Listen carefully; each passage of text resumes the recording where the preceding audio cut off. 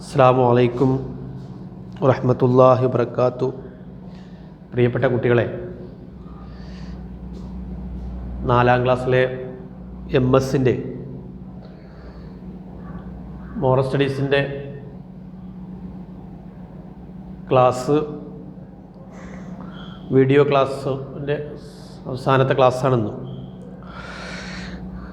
നമ്മൾ അവസാനത്തെ പാഠം ഒരാൾ കാണുന്നു എന്ന പാഠത്തിൻ്റെ അത് അവസാനിപ്പിച്ചുകൊണ്ട് അതിൻ്റെ ഒരു കൺക്ലൂഷൻ എന്ന നിലയ്ക്ക് തഖ്വയുമായി ബന്ധപ്പെട്ട് കുറച്ചുകൂടി കാര്യങ്ങൾ പറയാനാണ് ഉദ്ദേശിക്കുന്നത്.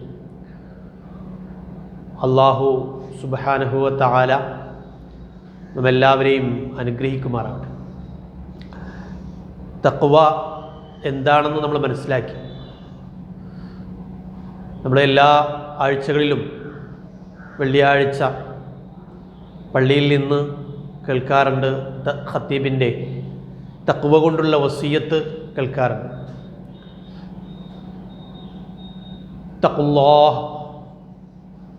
തഖുല്ലാഹ ഹഖ്ക തുഖാതി വലാ തമൂതുന്ന ഇല്ലാ വഅൻതും മുസ്ലിമൂൻ. നിങ്ങൾ അള്ളാഹുവിനെ സൂക്ഷിക്കുക, അള്ളാഹുവിനെ ഭയപ്പെട്ട് സൂക്ഷിച്ചുകൊണ്ട് ദൈവഭക്തരായി ജീവിക്കണം, മുത്തഖികളായിട്ടല്ലാതെ മരിക്കരുത്. അപ്പോൾ മുത്തഖികളായി ജീവിച്ച് മുത്തഖികളായി കൊണ്ട് തന്നെ മരിക്കാൻ, നമ്മൾ മറ്റൊരു ഭാഷയിൽ പറഞ്ഞാൽ ഈമാനോടുകൂടി ജീവിച്ച് ഈമാനോടുകൂടി കലിമത്തു ഷഹാദ ഉച്ചരിച്ചുകൊണ്ട് മരിക്കാൻ. കലിമത്തു ഷഹാദ ഉച്ചരിച്ച് നമ്മൾ മുസ്ലിമായി കലിമത്തു ഷഹാദ ആ കലിമ തന്നെ ഉച്ചരിച്ച് മരിക്കാൻ നമുക്ക് സാധിക്കേണ്ടത്. അപ്പോൾ അതിന് തഖ്വ വളരെ അനിവാര്യമാണ്. ജീവിതത്തിൽ മുഴുവൻ തഖ്വ പുലർത്തുക, അള്ളാഹുവിനെ സൂക്ഷിച്ചുകൊണ്ട് എല്ലാ രഹസ്യങ്ങളിലും, അത് സിറ് വൽ അലാനിയ, സിറ് ആയാലും അലാനിയത്തായാലും രഹസ്യമായാലും പരസ്യമായ ജീവിതത്തിലായാലും, ആരെങ്കിലും കാണുന്നുണ്ടെങ്കിലും ആരും കാണാത്തപ്പോഴും എല്ലായ്പ്പോഴും അള്ളാഹു കാണുന്നു, നിരീക്ഷിക്കുന്നു എന്ന സൂക്ഷ്മത ബോധം നമ്മിലുണ്ടാവണം. അപ്പം അതിനാണ് തഖ്വ എന്ന് പറയുന്നത്. തഖ്വ എന്നത് ഒരു ബോധമാണ്, ഒരു വിളിയാണ്, നമ്മുടെ. അതുകൊണ്ടാണ് നേരത്തെ ക്ലാസ്സിൽ സൂചിപ്പിച്ച പോലെ അത്തഖ്വ ഹാഹുന എന്ന് പ്രവാചകൻ 3 പ്രാവശ്യം ഹൃദയത്തിലേക്ക് ചൂണ്ടിക്കൊണ്ട്, അതാണ് തഖ്വയുടെ പ്രഭവ കേന്ദ്രം എന്ന് പറയുന്നത്. ഹൃദയമാണ്, മനസ്സാണ് എന്ന് പറയുന്നത്. അപ്പോൾ അല്ലാതെ മറ്റിതിന് വേറെ ജാടകളും ഭാവങ്ങളും അതുപോലെ വേഷഭൂഷാദികളും ഭാവപ്രകടനങ്ങളും പ്രകടനാത്മക തഖ്വ അത് ഇതിലില്ല. അത് ഹൃദയത്തിൽ അന്തർലീനമായിരിക്കണം. ഹൃദയത്തിൽ നിന്ന് ആണ് ആ തഖ്വയുടെ പ്രേരണയാൽ നമുക്ക് അമലുസ്വാലിഹാത്ത്, സൽക്കർമ്മങ്ങളും അമലുസ്വാലിഹാത്ത്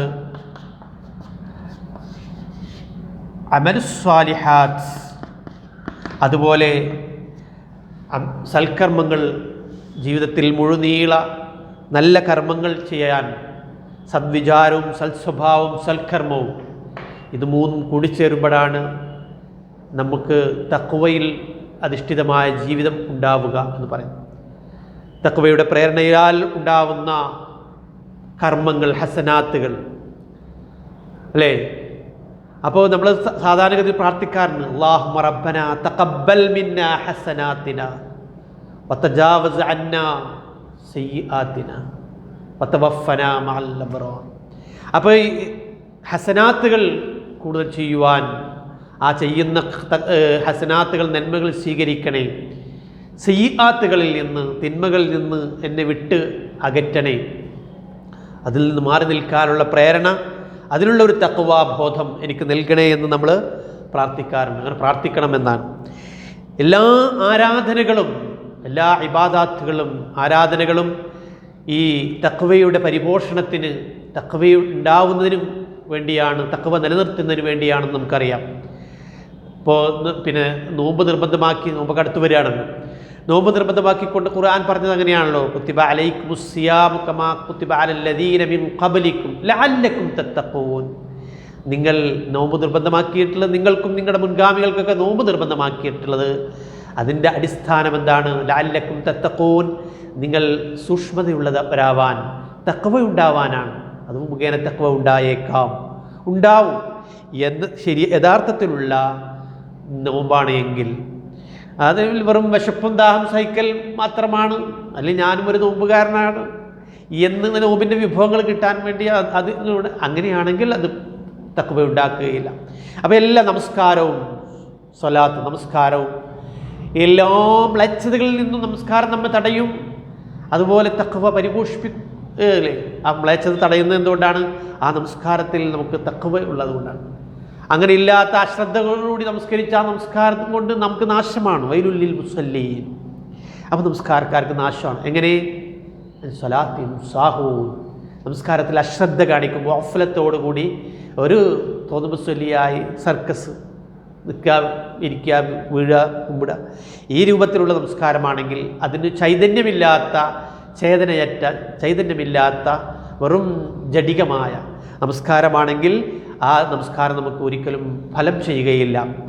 അതുകൊണ്ട് എല്ലാ ആരാധനകളുടെയും അകക്കാം എന്ന് പറയുന്നത് തഖ്വ ഉണ്ടാകുന്നതിന് വേണ്ടിയാണ്. അതുപോലെ തന്നെ അള്ളാഹു വിരോധിച്ച കാര്യങ്ങൾ ചെയ്യാതിരിക്കാനുള്ള പ്രേരണയാണ് തഖ്വ എന്ന് പറയുന്നത്. അള്ളാഹു ഒരുപാട് നിരോധങ്ങൾ, അരുതായ്മകൾ നമ്മൾ ചെയ്യരുത് എന്ന് പറഞ്ഞ കാര്യങ്ങളുണ്ട്. അതിൽ നിന്ന് വിട്ടുനിൽക്കാനുള്ള ബോധമാണ് നമസ്കാരം എന്ന് പറയുന്നത്.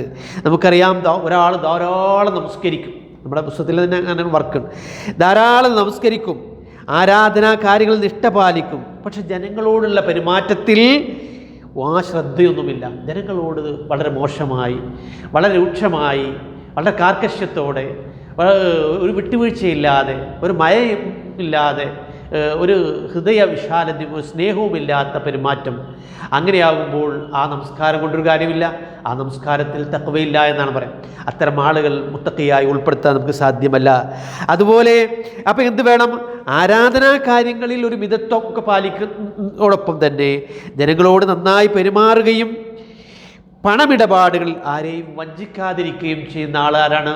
അത് മുത്തഖിയാണ്. അപ്പോൾ ജനങ്ങളോടുള്ള പെരുമാറ്റത്തിൽ, സാമ്പത്തിക ഇടപാടുകളിൽ വളരെ സൂക്ഷ്മതയുള്ള ആൾ.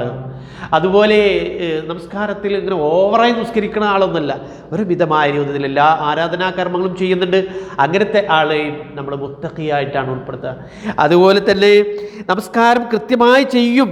തൻ്റെ വീട്ടിൽ നിന്ന് മാലിന്യങ്ങൾ നിറഞ്ഞ പ്ലാസ്റ്റിക് കവറുകളും മറ്റും ആളുകൾക്ക് പ്രയാസമുണ്ടാവും വിധം പൊതുസ്ഥലങ്ങളിൽ വലിച്ചെറിയും.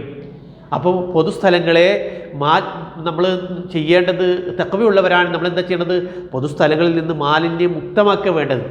അവിടെ നമ്മുടെ പറമ്പിലെയും വീട്ടിലേക്ക് വേസ്റ്റുകൾ മറ്റ് പൊതുസ്ഥലങ്ങളിൽ കൊണ്ടിടുന്നത് വലിയ ദ്രോഹമാണ്, സാമൂഹ്യ ദ്രോഹമാണ്. അതോടൊപ്പം അത് തഖ്വയില്ലാത്തതിൻ്റെ ലക്ഷണമാണ്. അപ്പോൾ അതുകൊണ്ട് നമ്മൾ പരിസ്ഥിതിയെ സ്നേഹിക്കുന്നവരാണ്. പരിസ്ഥിതി മലിനപ്പെടുത്തുന്നവൻ മുത്തഖിയല്ല. അതുപോലെ പ്രകൃതിയോട് വളരെ കൂറ് പുലർത്തുന്നവൻ, പ്രകൃതിയെ സ്നേഹിക്കുന്നവനാണ്. അള്ളാഹു നൽകിയ ഈ പ്രകൃതിയെ അതിൻ്റെ സൂക്ഷ്മതയിൽ, അതിൻ്റെ നല്ല രീതിയിൽ അതിൻ്റെ ബാലൻസ് കീപ്പ് ചെയ്തുകൊണ്ട് പരിസ്ഥിതി സന്തുലനത്തോടുകൂടി മുന്നോട്ട് കൊണ്ടുപോകുന്ന ആളുകളാണ് വിശ്വാസികൾ, അവരാണ് മുത്തഖികൾ. അതുപോലെ മലമൂത്ര നമസ്കാരം കൃത്യമായി ചെയ്ത് തൻ്റെ വീട്ടിൽ നിന്ന് മാറി നമ്മൾ പറഞ്ഞു. മലമൂത്ര വിസർജനം പ്രത്യേകം ഒരുക്കിയ സ്ഥലങ്ങളിൽ മാത്രം നിർവഹിക്കും. അതിന് നിശ്ചയിക്കപ്പെട്ട സ്ഥലങ്ങളിൽ മാത്രം, കണ്ട വഴികളിലും പെരുവഴികളിലും തോന്നിടത്തുകളിലും മുട്ടുമ്പോഴൊക്കെ തട്ടുക, അങ്ങനെ ഒഴിവാക്കുക. അത് സ്ഥലകാലബോധമില്ലാതെ അങ്ങനെ ചെയ്യാൻ ഒരു മുത്തഖിയെ സംബന്ധിച്ചിടത്തോളം സാധ്യമല്ല. അവനങ്ങനെ കഴിയില്ല. അതിന് പറ്റിയ സ്ഥലങ്ങൾ, ഇപ്പോൾ ഒരു പള്ളി ഉണ്ടെങ്കിൽ അവിടെ പോയിട്ട്, അതല്ലെങ്കിൽ സൗകര്യം ചെയ്തിട്ട് അവിടെ പോയിട്ടാണ് ഒഴിക്കുക. കണ്ടിടത്ത് നിന്നിട്ട് വിടുന്നവരുണ്ട്. അങ്ങനെയൊക്കെ എന്നിട്ട് ആ മാലിന്യമൊക്കെ കയറി കൊണ്ട് നടക്കുക. അങ്ങനെയല്ല, മൂത്രം കാഷ്ടമൊക്കെ മാലിന്യമാണല്ലോ, നജസ്സാണ്. അപ്പോൾ അത് സൂക്ഷിക്കും. അതുപോലെ എല്ലാവരോടും സ്നേഹത്തോടെ പെരുമാറും, കളവ് പറയാറില്ല. ജീവിതത്തിൽ സത്യസന്ധത പുലർത്തുന്ന, സത്യം മാത്രം പറയുന്ന അല്ലേ പ്രവാചകനെ പോലെ. അൽ അമീൻ, പ്രവാചകൻ സത്യസന്ധനായിരുന്നു, വിശ്വസ്തനായിരുന്നു. ആർക്കും വിശ്വസിക്കാൻ, പ്രവാചകൻ അംഗീകരിക്കാത്തവർ പോലും പ്രവാചകൻ അൽ അമീനായിട്ടാണ് കണ്ടിരുന്നത്. അങ്ങനെയുള്ള വ്യക്തിത്വങ്ങളെ ഒരു മുത്തഖികളാണ്. എല്ലാവരും സ്നേഹത്തോടെ പെരുമാറുക, എല്ലാവരെയും സ്നേഹിക്കുക. മനുഷ്യരെല്ലാവരെയും, എല്ലാ ജീവജാലങ്ങളെയും പ്രകൃതിയെയും ഒക്കെ സ്നേഹിക്കുന്ന ആളുകളാണ് മുത്തഖികൾ. അയൽപക്കത്തെ മാവില മാങ്ങ അവരറിയാതെ പറിക്കും. ക്ലാസ്സിൽ കളഞ്ഞു കിട്ടിയ പേന ഉടമസ്ഥനെ തിരിച്ചറിഞ്ഞാലും കൊടുക്കില്ല. നമുക്ക് ഒരു സാധനം നമ്മുടേതല്ലാതെ ഒരു സാധനം കിട്ടിയാൽ അതിൻ്റെ ഉടമസ്ഥനെ അന്വേഷിച്ച് കൊടുക്കുന്നവനാണ് മുത്തഖി, അത് സ്വന്തമാക്കുന്നവനല്ല. അതുപോലെ അയൽപക്കത്ത് ഒരു സാധനവും, നമ്മുടേതല്ലാത്ത ഒരു സാധനവും അത് പിന്നെ ഭുജിക്കാൻ, തിന്നാൻ പാടില്ല, എടുക്കാൻ പാടില്ല. എറിഞ്ഞിട്ടായാലും അല്ലാതെ ആയാലും എടുക്കാൻ പാടില്ല. കാക്ക കൊത്തി പോകുന്നതാണെങ്കിൽ പോലും അവരോട് അനുവാദം ചോദിച്ച് ഇന്ന് ഞാൻ എടുക്കുന്നുണ്ട് കേട്ടോ. അപ്പോൾ അവർക്ക് സമ്മതമാണെങ്കിൽ എടുക്കുക, അല്ലാതെ എടുക്കാൻ പാടില്ല. ഒരു സാധനം അങ്ങനെ എറിഞ്ഞു കൊഴിക്കുകയും അത് നമുക്ക് കാണാം, തെരുവ് പിള്ളേർ പോലെ അവിടെ ഇവിടെയൊക്കെ എറിഞ്ഞു കൊഴിച്ച് അതൊരു പ്രത്യേക രസമാണ്. അങ്ങനെ ചെയ്യുന്ന അതൊക്കെ ഒരു ബാല്യകാലത്തെ ചില ചാബല്യങ്ങളാണ്. അതൊക്കെ നമ്മൾ വിശ്വാസികളെന്നല്ല, തഖ്വയുള്ളവരാണെങ്കിൽ അതിലൊക്കെ ശ്രദ്ധിക്കും. അപ്പം നമ്മുടെ മഹാന്മാരായ മുൻഗാമികൾ അങ്ങനെയായിരുന്നു. അന്യൻ്റെ മുതലിൽ അവർ കുട്ടി അറിയാതെ ഭക്ഷിച്ചതുപോലും അണ്ണാക്കിൽ കൈയിട്ട് പുറത്ത് കളയിപ്പിച്ച മഹാന്മാരുടെ ചരിത്രം നമ്മൾ പഠിച്ചിട്ടുണ്ട്. അതുപോലെ അധികം നമസ്കരിക്കും, പ്രാർത്ഥനകൾ ദിക്റുകൾ കൂടുതൽ നടത്തും. കുടുംബത്തോടും അയൽപക്കാരോടുള്ള പെരുമാറ്റം അത്ര നല്ല നിലയിലല്ല. നല്ല ഭയങ്കര നിസ്കാരമാണ്, എല്ലാ ആരാധനകളും ഭയങ്കര നിഷ്ഠ. പക്ഷേ അയൽവാസികളോടും കുടുംബക്കാരും ബന്ധുമിത്രാദികളോടുമൊക്കെ നല്ല നിലയിൽ പെരുമാറാൻ അറിയില്ല. അവരോട് തെറ്റും പിണക്കവും അവരോട് വഴിത്തർക്കവും അല്ലാത്ത സാമ്പത്തിക കാര്യങ്ങളിലും അല്ലെങ്കിൽ മറ്റെന്തെങ്കിലും കാര്യങ്ങൾക്കൊക്കെ ഏറെക്കാലം തെറ്റി നിൽക്കുന്നവർ, പ്രശ്നങ്ങൾ, കേസുകൾ അങ്ങനെയൊക്കെയുള്ള ആളുകളെ എന്ത് നിസ്കരിച്ചിട്ടും കാര്യമില്ല, അവരെ മുത്തഖിയുടെ ഗണത്തിൽ ഉൾപ്പെടുത്താൻ കഴിയില്ല. അതുപോലെ നിർബന്ധ നമസ്കാരങ്ങൾ പോലുള്ളവ, നിർബന്ധ നമസ്കാരങ്ങൾ പോലുള്ള നിർവഹിക്കും. കുടുംബത്തോടും അയൽക്കാരോടും ജീവജാലങ്ങളോടും പ്രകൃതിയോടും നല്ല പെരുമാറ്റം കാഴ്ചവെക്കും. മറ്റുള്ളവരെ വേദനിപ്പിക്കുന്ന ഒരു വാക്കും പറയില്ല. അങ്ങനെയുള്ളവരാണ് മുത്തഖി. കൃത്യമായി നമസ്കരിക്കും. ആ നമസ്കാരവും ആരാധനകളും ഒക്കെ ജീവിതത്തിൽ സ്വാധീനിക്കുന്ന, അത് നമ്മുടെ ജീവിതത്തിൽ സ്വാധീനം ചെലുത്തുന്ന, അതിനനുസരിച്ച് സ്വഭാവവും പെരുമാറ്റവും ഒക്കെ നന്നാക്കി തീർക്കുന്ന ആളുകളെയാണ് നമ്മൾ മുത്തഖികളെന്ന് പറയുക. വേഗം ദേഷ്യം പിടിക്കും. നിസ്സാര കാര്യത്തിൽ ആളുകളോട് തട്ടിക്കയറും. ഒരിക്കലും നുണ പറയാറില്ല. അതുകൊണ്ട് അങ്ങനെയുള്ള ആളുകളെ വേഗത്തിൽ ദേഷ്യം വരും, മുൻകോപം, ശുണ്ഠി, അതുപോലുള്ള നിസ്സാര കാര്യങ്ങളിൽ ആളുകളോട് തർക്കിക്കുകയും തല്ലും വെക്കാം. അങ്ങനെയുള്ള ആളുകളുണ്ട്, ഒരു പ്രത്യേക പ്രകൃതക്കാർ. അങ്ങനെയുള്ള ആളുകൾ തഖ്വയുടെ ഉള്ള ആളുകളുടെ സ്വഭാവത്തിൽപ്പെടുകയില്ല, അവർ മുത്തഖികളാവുകയില്ല. നമ്മൾ നേരത്തെ പറഞ്ഞു, ഈ ഇസ്ലാമിൻ്റെ ശരീഅത്ത്, നിയമവിധികൾ, ആ നിയമവിധികൾ പിൻപറ്റുകയും അള്ളാഹുവിൻ്റെ പരിധി സൂക്ഷിക്കുകയും ചെയ്യുന്നവരാണ് യഥാർത്ഥത്തിൽ തഖ്വയുള്ളവരെന്ന് പറയുന്നത്. അള്ളാഹുവിൻ്റെ ശരീഅത്ത്, അള്ളാഹുവിൻ്റെ നിയമനിർദ്ദേശങ്ങൾ അത് കണിശമായി കൃത്യമായി പാലിക്കുകയും അള്ളാഹുവിൻ്റെ നിരോധങ്ങൾ, മുൻകറാത്തുകൾ അതൊക്കെ സൂക്ഷിച്ച്, അള്ളാഹുവിൻ്റെ നിരോധങ്ങളൊക്കെ സൂക്ഷിച്ച് വളരെ സൂക്ഷ്മതയോടുകൂടി ജീവിക്കുന്നവരെയാണ് നമ്മൾ മുത്തഖികൾ എന്ന് പറയുന്നത്. അതുകൊണ്ട് തഖ്വയില്ല, ഇത്തഖുല്ലാഹ ഹഖ്ക തുഖാതിഹി വലാ തമൂതുന്ന ഇല്ലാ വഅൻതും മുസ്ലിമൂൻ. അതുപോലെ നമുക്ക് സത്യാസത്യങ്ങൾ വേർതിരിച്ചറിയാനുള്ള മാർഗം നമ്മിൽ തഖ്വയുണ്ടെങ്കിൽ അള്ളാഹു അതിനൊരു തുറസ്, ഒരു വിശാലത, വെളിച്ചം നമുക്ക് നൽകും. ഇൻ തത്തഖുല്ലാഹ യജ്അൽ ലക്കും ഫുർഖാന വയുകഫിറു അൻകും സയ്യിആതികും. നമുക്ക് ഫുർഖാൻ, സത്യാസത്യ വിവേചനത്തിനുള്ള ശേഷിയും കഴിവും നമുക്ക് അള്ളാഹു നൽകും. എങ്ങനെയാണെങ്കിൽ നമ്മൾ അള്ളാഹുവിനെ സൂക്ഷിക്കുന്നവരാണെങ്കിൽ, വയുകഫിറു അൻകും സയ്യിആതികും, നമ്മുടെ സയ്യിആത്തുകളെ, പാപങ്ങൾ അള്ളാഹു പുറത്തു തരും. അതുകൊണ്ട് നമ്മൾ സൂക്ഷ്മാലുക്കളാവുക. അതുപോലെ നമ്മൾ ഈ തഖ്വയിൻ്റെ ഓപ്പോസിറ്റ്, അതിൻ്റെ എതിരെന്ന് പറയുന്നത് ഫുജൂറാണ്, അധർമ്മങ്ങളിൽ നിന്ന് വിട്ടു നിൽക്കാനുള്ള ഒരു ശേഷിയുണ്ടെങ്കിലേ അവനാണ് നമ്മൾ തഖ്വയുള്ളവരെന്ന് പറയുക. നമ്മൾ ഒരിക്കലും ഫാസിഖും ആവാൻ പാടില്ല. തഖ്വയുള്ള മുത്തഖിയായി, മുഅ്മിനായി, മുഹ്സിനായി, മുഖ്ലിസായി അങ്ങനെ തീരാനാണ് നമ്മുടെ മനസ്സിനെ പാകപ്പെടുത്തേണ്ടത്. അപ്പോഴാണ് നമ്മുടെ മനസ്സിൽ തഖ്വയുള്ള കുടികൊള്ളുന്നുണ്ട് എന്ന് മനസ്സിലാക്കാൻ നമുക്ക് സാധിക്കുകയുള്ളൂ. അതുകൊണ്ട് എല്ലാ നന്മകളിലും നമ്മൾ സഹായിക്കുക. മുത്തഖികളുടെ ഗുണം എന്താണ്? വതആവനു അലൽ ബിർരി വത്തഖ്വ, നന്മയിലും തഖ്വയിലും പരസ്പരം സഹായിക്കണം, എല്ലാ നിലയിലും സഹായിക്കണം, നാം കൂട്ടിച്ചേരണം.